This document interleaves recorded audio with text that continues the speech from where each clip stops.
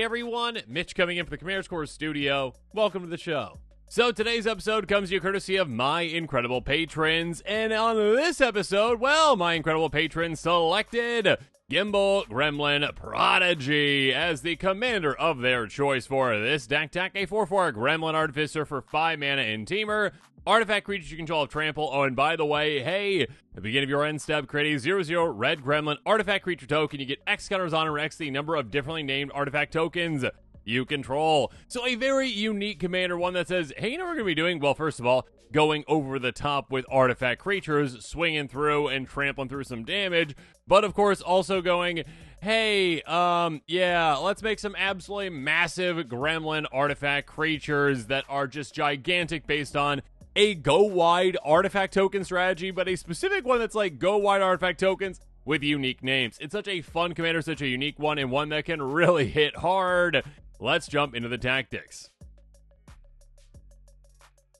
First up, let's talk about some ways to get some very unique tokens by copying things. Moonlit Meditation is an aura that costs 3 mana. We enchant an artifact or creature we control, and the first time we create one or more tokens each turn, we can instead create that many tokens that are copies of the enchanted permanent. So, yeah, let's start making some artifact token copies. Speaking of which, Realm Sketching, very straightforward. Create a token's copy of target artifact, creature, or land. Keep in mind, it doesn't have to be ours. It can be an opponent's. Speaking of which, Schema Thief. Hey, a 3/3 flyer. Get through, hit opponents. Whenever it deals combat damage to a player, create a token's copy of target artifact that player controls. Even if it's just a mana rock, I mean, that could be a ton of value throughout the game for us. The Dollhouse, an artifact for 5. Pay 1, tap, exile a creature card from your graveyard. Get a token that's a copy of it, except a 0/0 construct artifact that also gets larger based on all the constructs you have. So yeah, basically artifactify all of your creatures that hit the graveyard. Echo Storm. Hey, you get to copy this for every single time you've cast your commander for the commands on this game. You get to create a token's copy of target artifact. So yeah, you can get a lot of tokens throughout the game with this. Extravagant Replication. Hey, at the beginning of your upkeep, create a token's copy of another target non-land permanent you control. You just keep making more and more and more copies of your most powerful things out there. And of course, more and more copies of your artifacts. Saheeli's Artistry. Choose one or both. Copy of target artifact or copy of target creature, except it's also an artifact.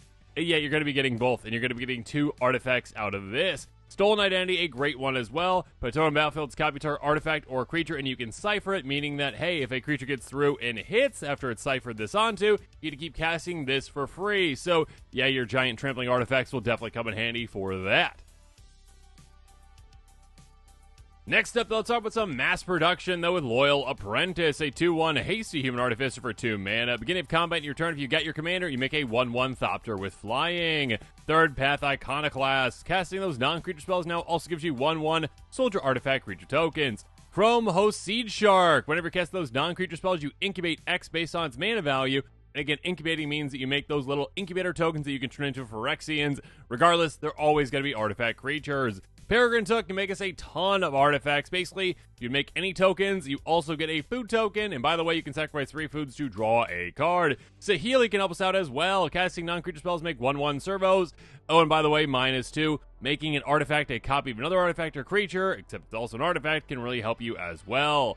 Use Social Engineering. Hey, lands come into player to control. You make 2/2 robots, and also you can warp it in earlier if you need to. Tamio's Journal. Hey, upkeep, investigate, keep getting those clues. And by the way, tapping and sacrificing 3 clues to draw up anything out of your library directly in your hand. Sharding Sphinx, a 4/4 flyer. Artifact creatures you control deal combat damage to a player. You make that many 1/1 Thopters. So yeah, basically keep doubling up your army again and again and again. 3-fold Thunderhulk. Speaking of getting even more of an army. Enters the 3 counters on it. Whenever it enters or attacks, you make a 1/1 gnome based on its power. Yeah, artifact gnome. Lovely. And by the way, by paying 2 and sacrificing another creature, get a counter on this creature. Yeah, this can get absolutely massive and also just absolutely make a massive army in no time. Let's move on to some heavy hitters now. Combined Chrysalis is such a good card. Very, very low to the ground for us. Creature tokens you control have flying.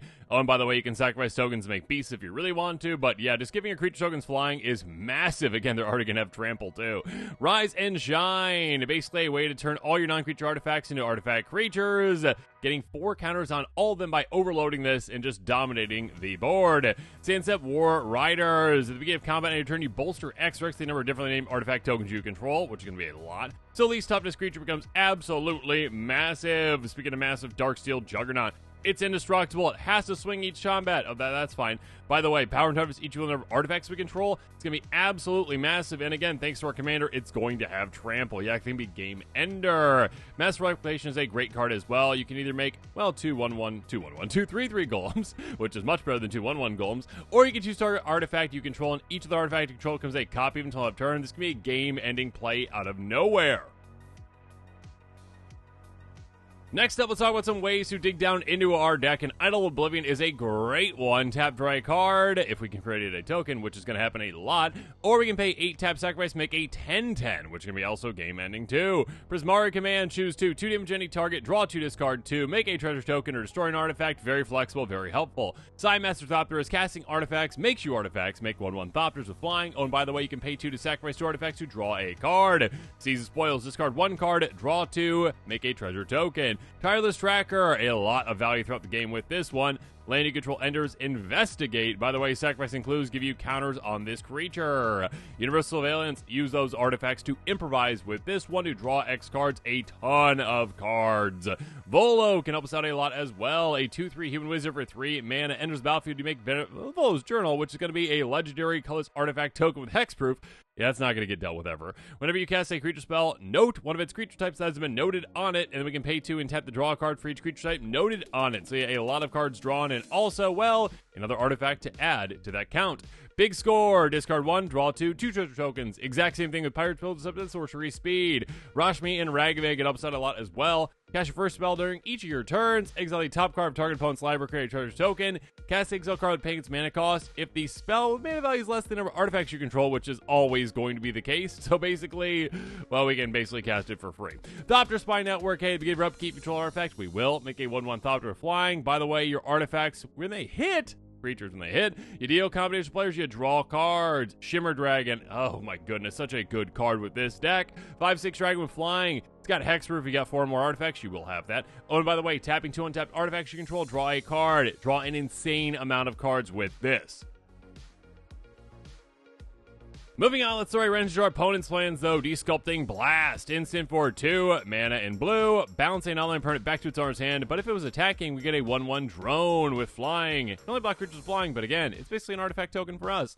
Sea Chip Impact. Hey, destroy an artifact or enchantment. If it's a small one, 2 or less, create a lander token. Breakdown. Destroy an artifact or enchantment, we get a junk token. Crack open. Artifact or enchantment, make a treasure token. You see a theme here. Gear Braithgrid. Breaking the theme. Tap 2 untapped artifacts you control. 1 damage target creature or player. This can be a, well, very good control piece, but also a game-ending piece for us as well. Wave Goodbye. Bounce every single creature without a counter on it back to its owner's hand so our gremlins can stay in play. Perplexing Text. Hey, this is a great one to say, hey, bounce all creature tokens. Probably not bad. Again, we're built around creature tokens, or all non-token creatures back to owner's hand. So yeah, we're going to be able to go, hey, non-token creatures, bounce away, and our creatures will stay in play. River's Rebuke, basically a one-sided board wipe against one player. All their online permanents go bye-bye. Junk Winder, oh, this is so brutal with this deck. Basically, it's just going to cost us 2 mana because it's got affinity for tokens. Whenever a token you control enters, tap down an online permanent, it doesn't untap. Or its next untap step. So yeah, we say, hey, you know what, opponent?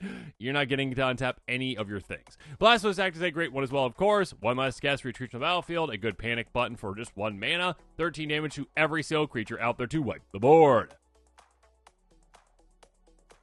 Next up, let's talk about some ramp that helps us with tokens as well. Blighted Burgeoning, 3 mana aura enchant land, enters the battlefield, we incubate 2, and by the way, whenever that land is tapped for mana, get an additional 1 mana. Inspiring Statuary, my goodness, this is so much fun with this deck. Non-artifact spells you cast have improvise, meaning that our artifacts can tap to help cast them, and we've got a plenty of them. Spell Ice Shaper, pay 3 tap, make a custom artifact named Icy Mantle that can tap for mana, basically a mana rock. Also, by the way, by paying 8 mana and tapping, you get to exile the top 4. Sorry, look at the top 4, I should say. Cast 1 for free, the rest go to the bottom of your library in random order. So yeah, free spells, fun. Weirding Wood, enchant a land, enters the battlefield, invest Investigate, by the way, that land gets an extra mana when it taps as well. Roxanne enters the battlefield or attacks. You make a tap colorless artifact token, a meteorite, with whenever it deals enters the battlefield, 2 damage to any target. It can tap for 1 mana of any color. Oh, and yeah, when your artifact token set for mana, you get an extra one. Yeah, that's going to help out a lot with a deck like this. Bootlegger Stash is so much fun and very good with Roxanne as well. Lands you control have tap, create a treasure token. So yeah, build up a lot of those treasures. Speaking of which, Brass's Bounty. For each land you control, get a treasure token as well. That's going to be a ton of mana for you, a big burst of mana. Moving on to ramp, of course, first up there's Wayfarer's Bauble. Pay 2, tap, sacrifice, get a basic land into play, tapped. Rampant Growth, the OG ramp card, 2 mana. Go get a basic land into play. There you go. Shared Roots is the exact same thing. Sakura Tribe Elder is the exact same thing, but on a creature. Farseek, go get, well, either a plains, island, swamp, or mountain, basically anything but a forest, into play tap. Edge of Autumn, the exact same thing as Rampant Growth if we've got 4 fewer lands. And by the way, you can cycle away by sacrificing a land if you absolutely need to. Cultivate, cost 3, go get 2 basics, 1 to play tapped and 1 in your hand. Harrow, sacrifice 1 land, 2 basics in play, untap, use that mana right away. Search for Renora, a great turn 1 play, so send 2 for a single green mana, basic in play, untapped. Migration Path, go get 2 basic lands into play tapped, or cycle it away for 2 mana. And finally, let's highlight a great land with Archway of Innovation. Enters battlefield, tap unless you control an island, taps for a blue, and by the way, pay a blue tap. The next spell you cast this turn has Improvise. Gross and amazing. So basically a great way to say, you know what? My artifacts are going to help me a lot. It saves you a ton of mana throughout the game, can help you cast some absolutely massive spells very quickly. Such a good card for this commander. And with that, this episode is coming to a close. Comment below with your thoughts on it. And of course, as always, thanks again and have a good one.